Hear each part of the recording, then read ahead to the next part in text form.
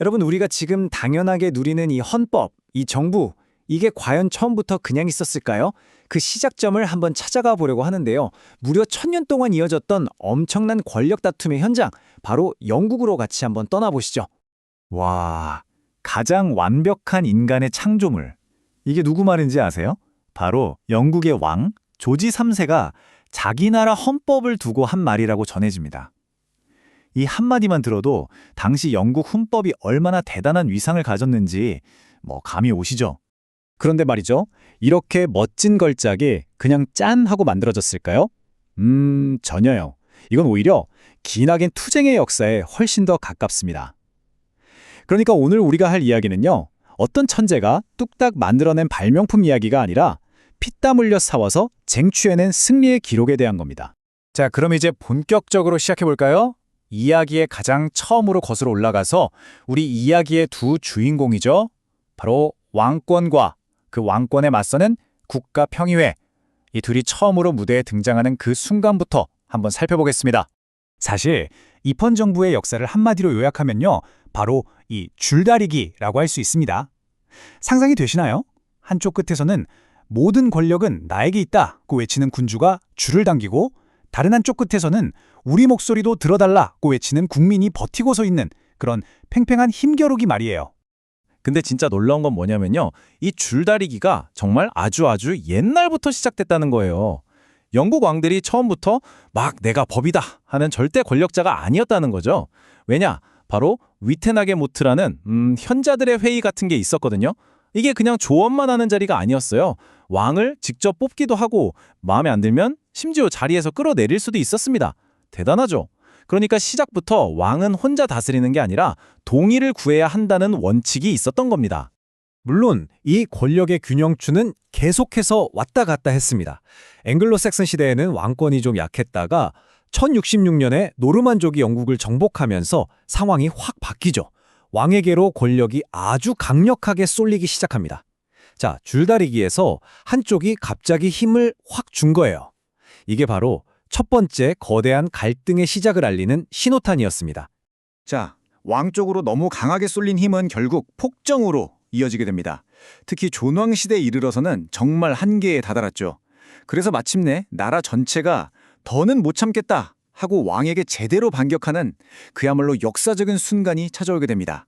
그때 이 사람들이 왕에게 요구했던 것의 핵심, 그게 바로 법의 지배라는 개념입니다. 이게 무슨 말이냐면요. 아주 간단해요.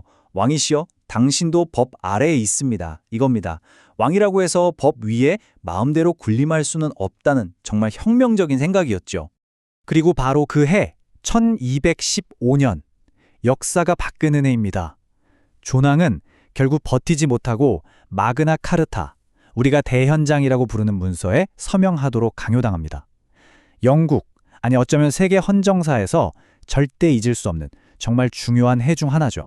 이 마그나 카르타가 그냥 잘하자 이런 추상적인 구호가 아니었어요.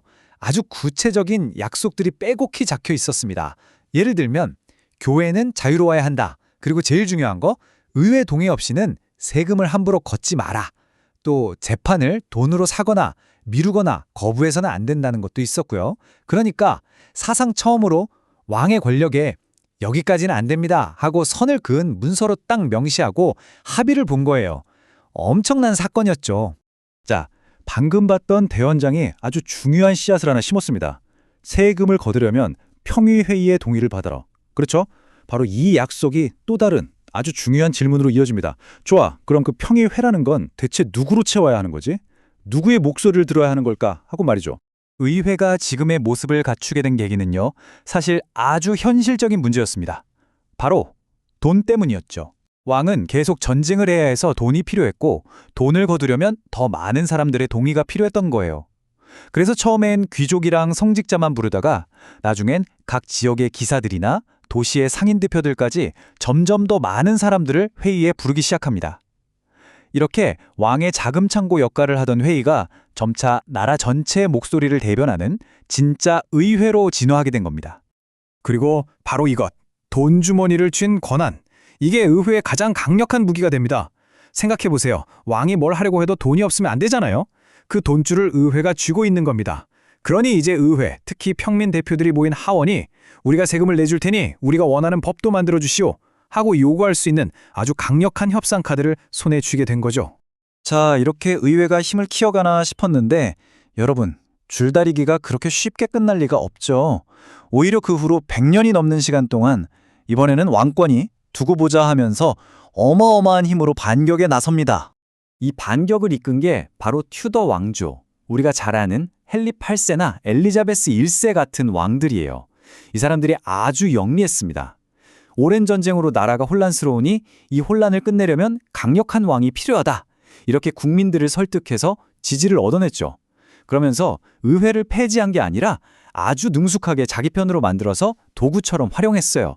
하지만 딱 거기까지. 의회가 감히 왕을 넘어서는 건 절대 용납하지 않았습니다.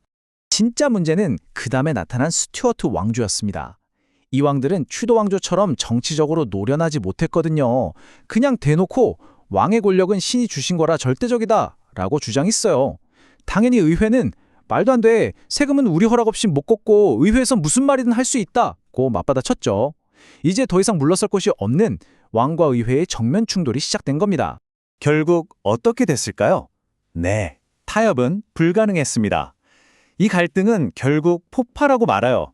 100년에 걸친 분쟁, 심지어 왕의 목이 잘리는 끔찍한 내전까지 겪으면서 모든 것을 끝내기 위한 마지막 대결을 향해 달려가게 됩니다.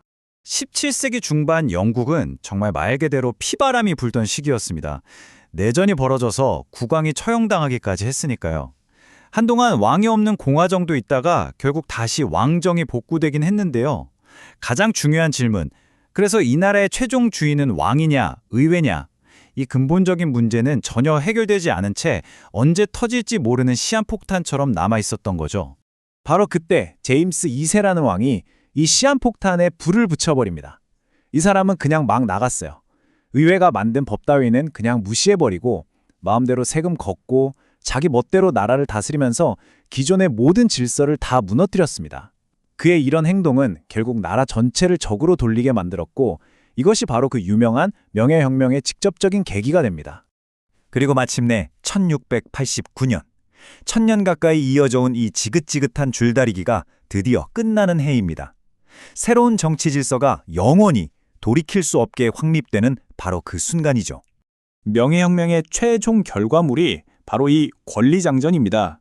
이건 뭐 의회 승리 선언문 같은 거예요. 이 문서 하나로 이제 왕은 절대로 의회의 동의 없이는 통치할 수 없다는 원칙이 법으로 완전히 못 박히게 됩니다. 이제부터 이 나라의 새로운 규칙은 아주 명확해졌습니다. 첫째, 의회 동의 없이 법을 마음대로 없애거나 바꾸는 건 불법. 둘째, 의회 허락 없이 돈 걷는 것도 불법. 셋째, 의회 안에서 누가 무슨 말을 하던 절대 문제 삼을 수 없다. 그리고 마지막으로 의회는 자주 열려야 한다.